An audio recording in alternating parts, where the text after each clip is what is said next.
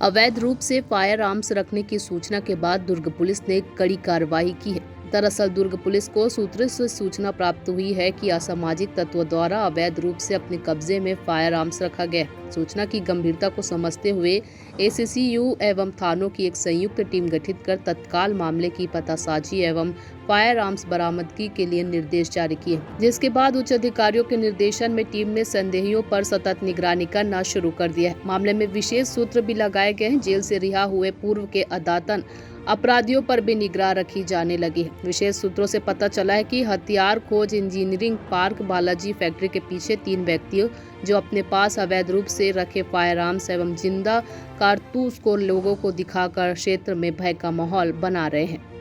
आरोपियों के विरुद्ध अग्रिम कार्यवाही थाना पुरानी भिलाई से की जा रही है।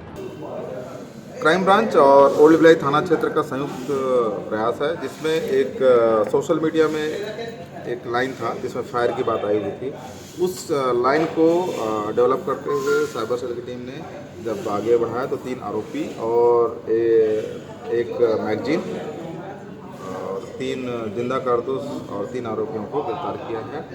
और इनका ऐसा कहना है कि ये मध्य प्रदेश से इस चीज़ को लाए हैं और ये ड्राइवर हैं, ट्रांसपोर्ट के व्यवसाय में इसका इस्तेमाल करना चाहते थे। अपने दोस्तों के बीच में दबदबा कायम करने के लिए इसका इस्तेमाल हेतु इसको लाया गया था।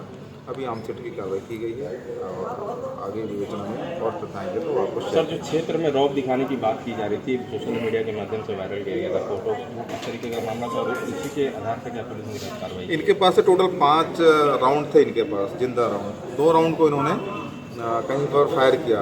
फायर करने के पश्चात सोशल मीडिया में कहीं पर इन्होंने किया कि आज इनको मज़ा आया फायर करने में।